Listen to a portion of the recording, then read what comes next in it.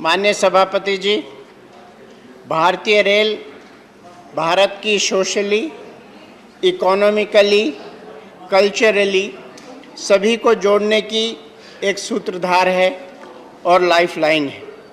भारत को एक सूत्र में पिरोने में ये काफ़ी मदद करती है। भारतीय रेल दुनिया में सबसे अधिक पैसेंजर्स ट्रैवल कराने वाली ट्रेन रेलवेज में से एक है और भारत की एक बहुत बड़ी लाइफलाइन के रूप में है ये।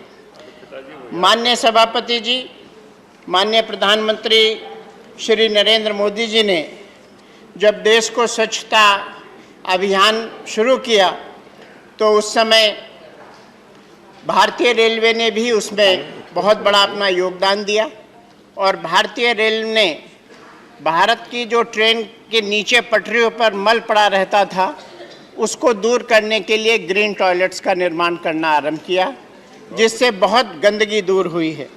मैं इस मामले में आपको एक आंकड़ा भी आपके सामने रखना चाहता हूँ। 2004 से 14 तक मात्र 9,587 ग्रीन टॉयलेट बनाए गए, जबकि 2014 से 21 तक 2,46,403 ग्रीन टॉयलेट बनाए गए।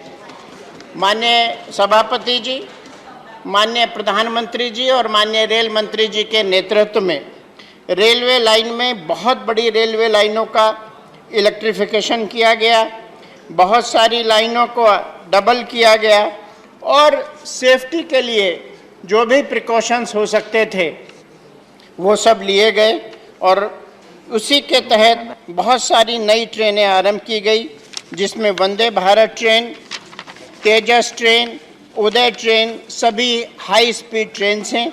इन ट्रेन्स में automatic entrance door infotainment system, LED screen system, fire smoke detector system, passenger information plate system, GPS based passenger information system, fire and smoke detector system लगाए गए हैं।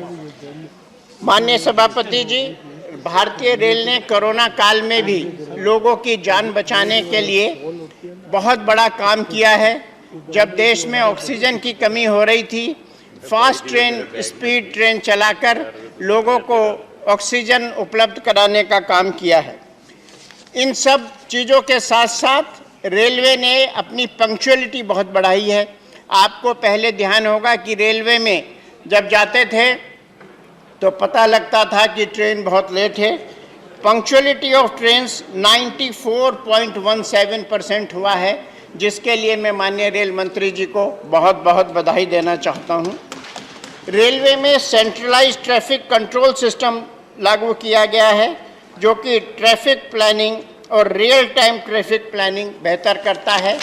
जैसा कि मैंने अभी आपको बताया भी कि रेलवे में इन सब सिस्टम्स के लागू करने से जहां एक और दुर्घटनाएं घटी हैं, रेल की स्पीड बढ़ी है ट्रेन्स की, वहीं रेलवे में लोगों को अपने समय से गंतव्य स्थान पर पहुंचने में आराम मिलता है।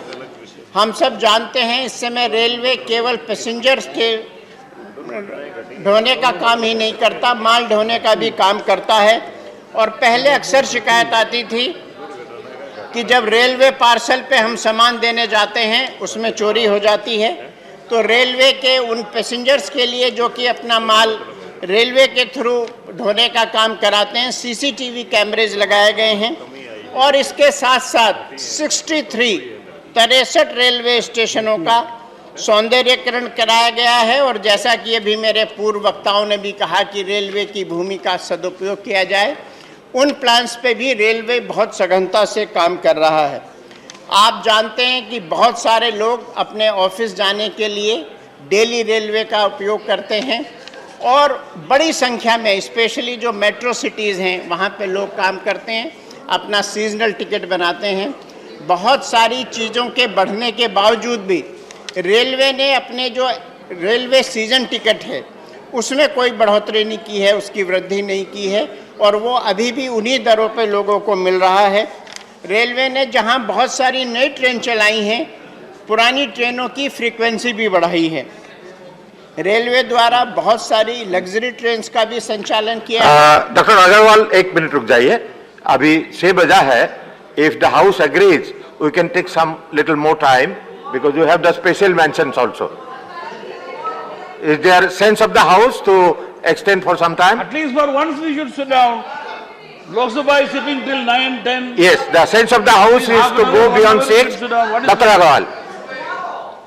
रेलवे द्वारा बहुत सारी लग्जरी ट्रेन का भी संचालन किया जा रहा है, जिससे टूरिज्म को बढ़ावा मिल रहा है और भारत के बाहर भारत की छवि भी बहुत अच्छी हो रही है।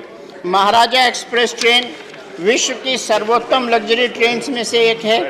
पैलेस ऑन व्हील्स एक बहुत अच्छी ट्रेन है जो राजस्थान टूरिज्म डेवलपमेंट कॉरपोरेशन के साथ चलाई जा रही है और बहुत सारे लोगों को उसका फ़ायदा हो रहा है और न केवल प्रदेश की, देश की आर्थिक व्यवस्था को सुदृढ़ करने का काम हो रहा है। बुद्धिस्ट स्पेशल ट्रेन चलाई जा रही है जो कि हमारे जो बुद्ध भगवान को मानने वाले लोग हैं उनके लिए काफ़ी सुविधा हुई है। डेक्कन ओडिसी एक ऐसी ट्रेन है, इंडियन लग्जरी ट्रेन है जो कि बहुत सारे हमारे लोगों को उनके गंतव्य तक ले जाती है और ये साउथ वेस्टर्न पार्ट में बहुत उपयोगी हो रही है।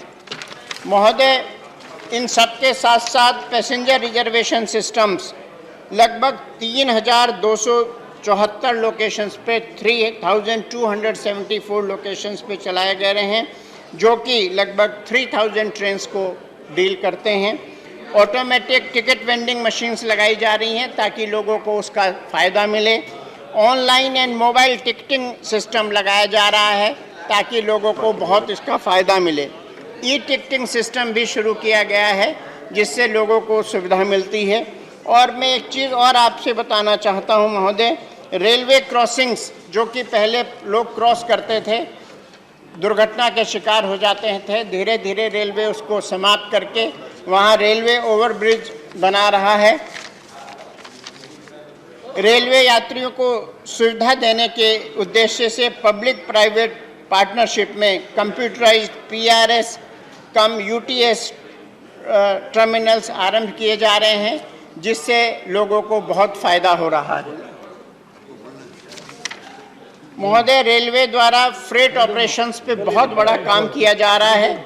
जहां 2019-20 में 1,11,472 करोड़ का बिजनेस किया गया, वहीं 2020-21 में 1,15,738 करोड़ का बिजनेस किया गया और इसके साथ साथ एक वैगन लीजिंग स्कीम भी लागू की गई जिससे कि फ्रेट में माल को ढोने में बहुत आसान हो रहा है।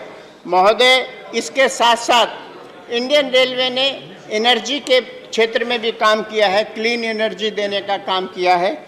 इंडियन रेलवे द्वारा 103.4 megawatt wind based power plant लगाए गए हैं जिससे कि क्लीन एनर्जी मिल रही है और वातावरण को ठीक करने के लिए 2020-21 में लगभग 93 लाख पेड़ भी लगाए गए हैं।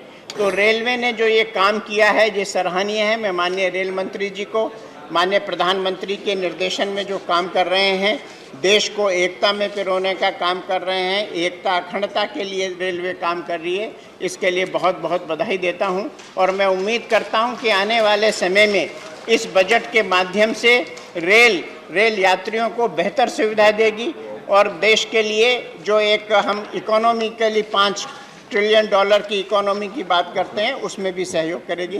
धन्यवाद।